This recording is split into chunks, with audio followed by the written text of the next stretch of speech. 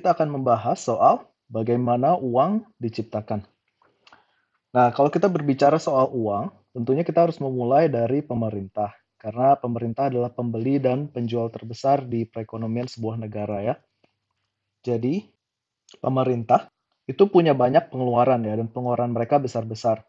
Contohnya untuk gaji staf negara, untuk proyek-proyek pemerintah, dan untuk biaya militer mereka contohnya ya.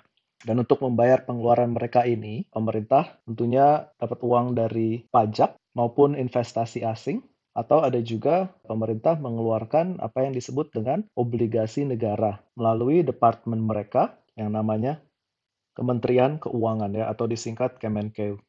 Jadi Kementerian Keuangan akan mengeluarkan surat obligasi negara. Dan apakah itu obligasi negara? Itu adalah surat IOU yang berarti saya hutang ke kamu gitu ya. Yang isinya sebagai contoh berkata seperti pinjamkan pemerintah 100 miliar rupiah dan dalam 30 tahun pemerintah akan kembalikan 100 miliar rupiah itu berikut dengan bunga berapa persen. Surat obligasi itu bisa jangka waktunya berbagai macam ya. Ada yang di bawah 12 bulan atau setahun yang disebut dengan SUN, surat utang negara, atau yang di atas 12 bulan itu disebut obligasi negara. Lalu surat obligasi ini dijual di pasar lelang obligasi atau bahasa Inggrisnya bond auction kepada biasanya pembelinya adalah bank-bank besar yang berfungsi sebagai dealer primary ya. Kenapa disebut dealer primary? Karena di pasar lelang obligasi ini, surat-surat obligasinya itu adalah surat-surat yang baru pertama kali dikeluarkan oleh negara. Dan pasar lelang obligasi ini kategorinya adalah pasar perdana ya, bukan pasar second atau pasar sekunder. Nah, sesudah dealer primary ini beli surat obligasi tersebut, biasanya sebagian mereka simpan karena menghasilkan bunga dan sebagian lagi dijual ke pasar sekunder. Pasar sekunder adalah pasar di mana investor-investor bisa memperjualbelikan sekuritas-sekuritas yang mereka sudah punya atau yang orang lain sudah punya, bukan sekuritas yang baru diterbitkan atau disebutnya IPO ya, Initial Public Offering, yang biasanya dijualnya cuma di pasar perdana atau pasar primer tadi. Pasar sekunder ini adalah satu bagian dari apa yang menjadi suplai uang kita. Lalu seperti yang kalian tahu, salah satu institusi pemerintah itu adalah Bank Sentral ya, atau di Indonesia namanya adalah Bank Indonesia. Bank Indonesia ini bisa membeli obligasi, tapi tidak bisa beli di pasar perdana. Dia cuma bisa beli di pasar sekunder. Dan ketika dia ingin menambah jumlah uang yang ada di suplai uang masyarakat, dia akan membeli banyak surat obligasi dengan cara yang disebut sebagai operasi pasar terbuka ya, atau open market operation. Dan dengan membeli surat obligasi tersebut, Bank Sentral menginjek ekstra uang ke peredaran. Jadi kebanyakan uang baru yang dicetak tanda kutip oleh Bank Sentral itu bukanlah uang kertas atau uang logam yang biasa diterbitkan oleh Kementerian Keuangan. Tapi ini adalah uang digital yang dimasukkan ke komputer untuk account bank dealer primary yang dari mana Bank Sentral itu membeli surat obligasi tersebut. Dan semakin banyak surat obligasi yang dibeli oleh Bank Sentral, itu akan menambah aset di neraca keuangan Bank Sentral tersebut. Dan dalam waktu yang sama juga berarti kas cadangan untuk bank dealer primary tersebut juga bertambah karena Bank Sentral membeli surat obligasi tersebut dari bank tersebut ya. Jadi itu adalah cara yang pertama, yaitu uang yang diciptakan oleh Bank Sentral. Dan uang ini hanya menciptakan sekitar 20% dari uang yang ada di suplai uang kita.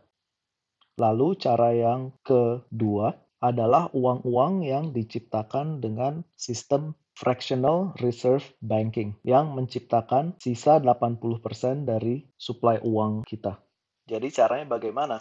Nah, di suplai uang ini orang-orang kan bekerja, bertransaksi, membeli dan menjual sesuatu, barang atau jasa, dan mendapatkan pendapatan mereka.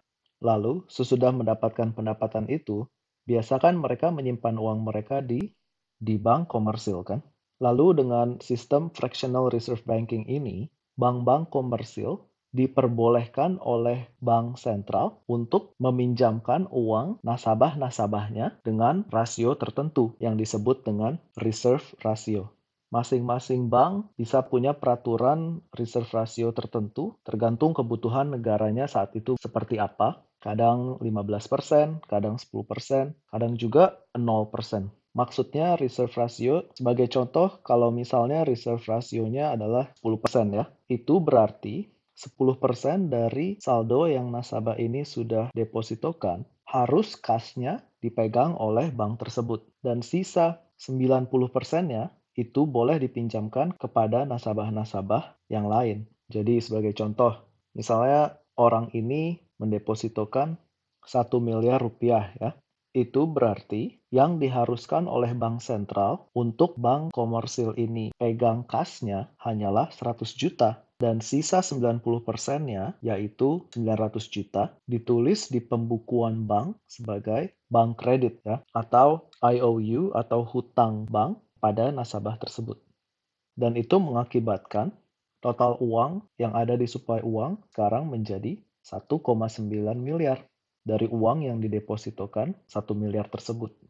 Bank kemudian meminjamkan 900 juta itu kepada nasabah-nasabahnya kan. Sebagai contoh di sini misalnya 3 orang yang masing-masing mendapatkan 300 juta. Lalu mereka pakai uang itu untuk membeli barang atau jasa yang mereka butuhkan. Contoh ada yang untuk beli rumah, ada yang untuk beli mobil, atau juga untuk modal kawin. Ya. Lalu pengeluaran itu kan akhirnya menjadi pendapatan untuk orang lain kan. Dan orang-orang ini juga menyimpan pendapatannya di bank komersil mereka. Dan bank-bank ini juga mempunyai reserve ratio yang sama kan, yaitu 10%. Yang berarti mereka bisa meminjamkan 90%. Dan kalau di angka kita ini menjadi deposito 900 juta, bank kredit 810 juta, menjadi total 1,7 miliar. Ya. Lalu bank-bank ini pun meminjamkan 810 juta tersebut pada nasabah-nasabah mereka yang lain. Dan mereka juga melakukan hal yang sama, memakai uang total 810 juta itu untuk membeli barang dan jasa seperti rumah, mobil, dan modal kawin sebagai contohnya. Dan uang itu akhirnya menjadi pendapatan orang lain kan, yang juga menyimpan uangnya di bank-bank mereka ya. Dan kita lihat lagi angka kita bertambah menjadi deposito 810 juta, 90%-nya menjadi bank kredit, yaitu 729 juta, yang menghasilkan total 1,5 miliar. Oke, nah kalau ini semuanya dijumlahkan, ini kan berarti sistem fractional reserve banking ini sudah menciptakan uang sejumlah 5,1 miliar yang asal muasalnya hanya dari deposito sebesar 1 miliar, ya kan? Jadi uang sejumlah 5,1 miliar ini akan masuk ke suplai uang kita, ya. Nah, jadi seperti itulah dua cara uang baru diciptakan untuk menambah jumlah uang yang ada di suplai uang sebuah negara. Sebelum saya selesaikan video ini, kalau kalian ingat, surat obligasi itu adalah sebuah surat IOU, saya hutang ke kamu. Dan tadi di cara yang pertama, Bank Sentral itu kan membeli banyak surat obligasi negara kan, dengan cara operasi pasar terbuka mereka. Itu kan berarti negara atau pemerintah mempunyai hutang kepada semua pemegang surat obligasi tersebut. Dan pemerintah itu mendapatkan uang untuk membayar uang pokok dan bunga dari surat obligasi negara itu, salah satunya dari pajak penghasilan ya, di mana uangnya dikumpulkan oleh Departemen Perpajakan dan disetor kepada Kementerian Keuangan. Dari situ, Kementerian Keuangan akan membayar uang pokok dan uang bunga dari obligasi negara itu kepada pemegangnya, yaitu bank yang menjadi dealer primary yang masih memegang surat obligasi itu, para investor-investor di pasar sekunder, dan tentunya bank sentral. Ya. Jadi seperti itulah bagaimana uang diciptakan di sebuah negara. Cara ini mirip di banyak negara di dunia ini. Mungkin ada perbedaan sedikit, satu atau dua, dan detail prosesnya, tapi kebanyakan negara di dunia ini melakukan sistem yang sama.